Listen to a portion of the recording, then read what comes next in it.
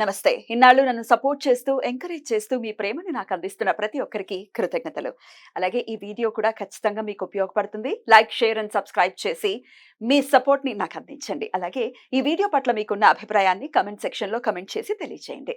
ఇప్పుడు వీడియోని చూద్దాం. జ్యోతిష్య శాస్త్రం ఒక అద్భుతం. వేదాంగమైన జ్యోతిష్య శాస్త్రం అనేటువంటిది మానవ జీవన గమనానికి ఒక వరం. జ్యోతిష్య శాస్త్రం నీ జీవితంలో వెలుగునింపే ఒక భాష.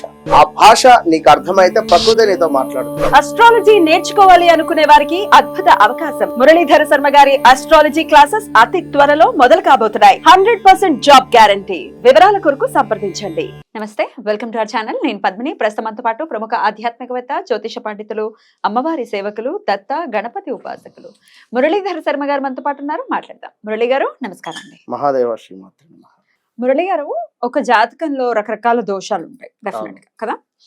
అది కుజ దోషం అనుకోవచ్చు, లేకపోతే రకరకాలు కాల సర్ప దోషాలు డెఫినెట్ గా చాలా ఉంటుంటాయి. పితృదోషాలు కూడా డెఫినెట్ గా ఇంపాక్ట్ చూపిస్తుంటాయి. మాతృదోషం, గురు చండాల యోగం కావచ్చు, ఇవన్నీ దోషాల కింద కన్సిడర్ చేస్తూ ఉంటారు. అయితే ఈ దోషాలకి సంబంధించినటువంటి నివృత్తి మార్గాలు ఒక్కొక్కళ్ళు ఒక్కొక్క విధంగా చెప్పటము, ఏది చేయాలో తెలియనటువంటి పరిస్థితుల్లో ఉండటము, ఒకంత కన్ఫ్యూజన్ క్రియేట్ అవ్వటం, లేకపోతే ఆ దోష నివృత్తికి చేసుకునేటటువంటి పూజల్ని మేము చేయించుకోలేము, మాకంత ఆర్థిక స్తోమత లేదు అనుకునే వాళ్ళ కోసం ఇంకేమైనా ప్రత్యామ్నాయాలు ఉన్నాయా? ఏదైనా ఆల్టర్నేటివ్ ఉందా? తప్పకుండా అద్భుతమైనటువంటి రెమెడీ మీరు ఇంట్లోనే చేసుకునేటువంటి విధంగా చెప్దాం. అయితే ఒక దోషం ఉన్నది అంటే వాస్తవానికి కూడా మనం ఏదో కొందరు బాధపడుతూ ఉంటారు, లేదా కొందరు అయ్యో దోషం ఉందా మరి వివాహం అవుతుందా అనుకుంటారు, మరి కొందరు ఇంకొందరు సంతానానికి సంబంధించింది కావచ్చును. మనం ఎన్నో కూడా వీడియోలో ఆల్రెడీ చెప్పి ఉన్నాం.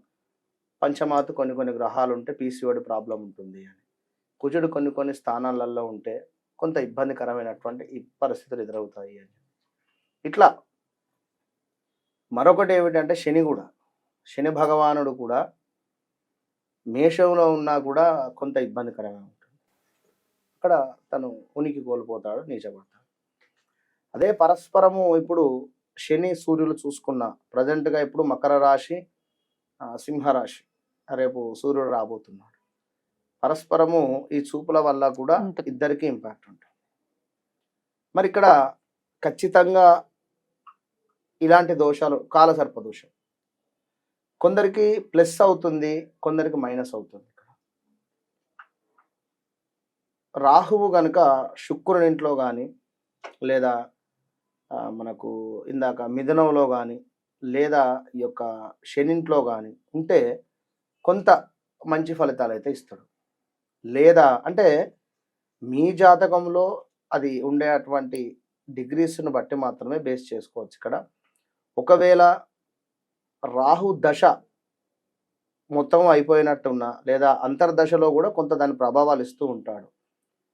ముఖ్యంగా రాహు దశ వచ్చినప్పుడు కేతువుకు సంబంధించినటువంటి రిజల్ట్స్ ఇవ్వడం, కేతువు వచ్చినప్పుడు రాహువుకు సంబంధించినటువంటి రిజల్ట్స్ ఇవ్వడం ఉంటుంది. ఇక్కడ బాగా గుర్తుంచుకోండి. ఎందుకంటే సరే ఇదంతా ఇక వేరే సబ్జెక్టు. ఎలాంటి పరిస్థితి, ఇంకొకటి గురు చండాలి, గురువు రాహువు కానీ గురు కేతువులు కానీ కలిసి ఉన్నా కూడా కొంత ఇబ్బందికరంగా ఉంటుంది.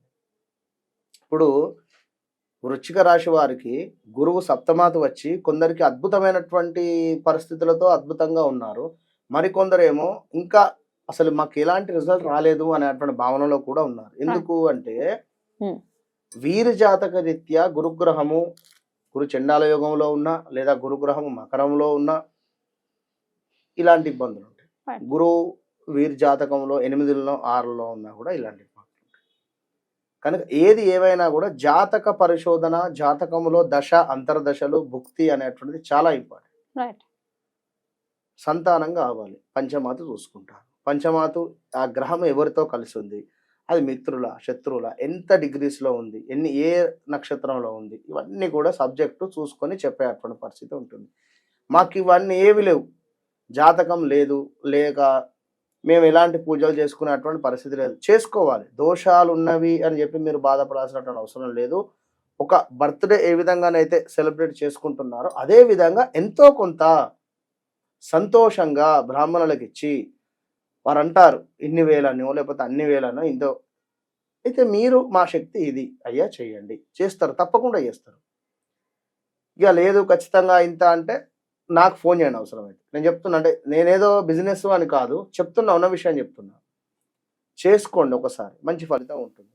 ఇక అవన్నీ ఏమి లేవు అనుకుంటే ఖచ్చితంగా కూడా మంగళవారము, గురువారము, శుక్రవారం ఈ 3 రోజులు ఇంట్లో ఒక దీపారాధన చేయండి. నేను చెప్పినటువంటి దీపారాధన చేసి మీ జాతకంలో ఏ ఏ సంబంధించినటువంటి దోషం ఉందో ఆ సంబంధించినటువంటి కవచాలు చదువుకోండి. విన్నరా? ముందుగా కుజదోషం ఉందనుకుందాం. మంగళవారం రోజు మీరు రావి చెట్టు, అంటే రావి చెట్టుకు వద్దకు వెళ్ళి ఎక్కడున్ననివ్వండి, రావి ఆకును తీసుకునేటువంటి ప్రయత్నం చేయండి. దానిని చక్కగా కూడా శుభ్రపరచుకొని దాని మీద ఒక చుక్క పాల చుక్క వేయండి. ఒకటే చుక్క పాల చుక్క వేసి దాని మీద వెండి దీపారాధన, అంటే వెండితోనే చేసింది కావాలి. మా దగ్గర డబ్బులు లేవు, మట్టి మీద కావాలి, వెండి కుందు పెట్టాల్సిందే. అంతే, మీరు కొనుక్కొచ్చుకోండి, నాకు సంబంధం లేదు. వెండిది దాని మీద పెట్టి చక్కగా కూడా ప్యూర్ ఆవు నెయ్యి పోసి 3 వత్తులు వేసి దీపారాధన చేసి కుజగ్రహ కవచము, లేదా మన గూగుల్లో కొడుతొస్తుంది, తెలుగు అంటే వచ్చేస్తుంది, అది చదువుకోండి ఒక 11 సార్లు. దీని తర్వాత ఇంకా వేరే ఏదున్నా కూడా శుక్రవారాలకు సంబంధించింది రాహుకేతువులది కానీ రాహుకాలంలో, మంగళవారం కూడా రాహుకాలంలో పెట్టేసేయండి. అదేవిధంగా ఆదివారం కూడా రాహుకాలంలో ఈ యొక్క దీపారాధన చేసేసేయండి. ఇక మరొకటి గురువారం రోజు గురు హోరా చూసుకోండి. పొద్దుట మనకు 5:40 నుండి 6:40 లోపు ఉంటుంది, కొన్నిట్లో 6 to 7 అని ఇస్తున్నారు, ఒకసారి చూసుకోండి. లేదా మధ్యాహ్నము 12:40 నుండి 1:40 లోపైన పెట్టండి. దీపారాధన చేసి ఆ యొక్క గురు సంబంధిత గురు కవచము ఇన్ తెలుగు అని గూగుల్లో కొడితే వస్తుంది, అది చదువుకోండి. 11 లైన్లు మాత్రమే ఉంటుంది, 11 సార్లు చదవండి. దీని వలన 41 రోజులలో 41 రోజులు ఈ కంటిన్యూ చేయండిగా. ఇప్పుడు ఇవాళ మంగళవారం చేస్తూ ఉన్నాం, కంటిన్యూ ఒక 5 మంగళవారాలు, కంటిన్యూ 5 గురువారాలు, కంటిన్యూ ఆదివారం 5 నుండి 11 చేయండి మినిమం. ఇక మధ్యలో అడ్డు వచ్చింది అనుకుంటే అది విడిచిపెట్టి నెక్స్ట్ వీక్ చేస్తూ ఉండండి. ఎలాంటి దోషాలున్నా తొలగిపోతాయి. దీనితో పాటుగా జమ్మి వేరును కూడా సేకరించండి. జమ్మి వేరును ఖచ్చితంగా కూడా ఒక కంకణ రూపకంగా మీ యొక్క హైండ్కు కట్టుకోండి, ఒక బ్రాస్లెట్ లాగా కూడా. జమ్మి వేరును సేకరించి ఒక తాయతు లాగానన్నా వేసి కట్టుకోండి. ఎట్టనన్నా చేసి మీరు జమ్మి వేరును అనురాధ నక్షత్రము లేదా పుష్యమి నక్షత్రము ఉన్నటువంటి రోజులలో సేకరించుకోండి.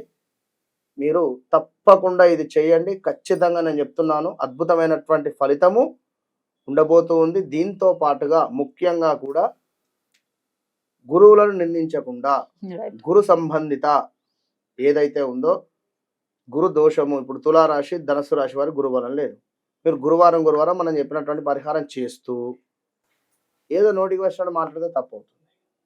కనుక మంచిగా ఉండి మంచిగా చేయండి, మంచి ఫలితం ఉంటుంది.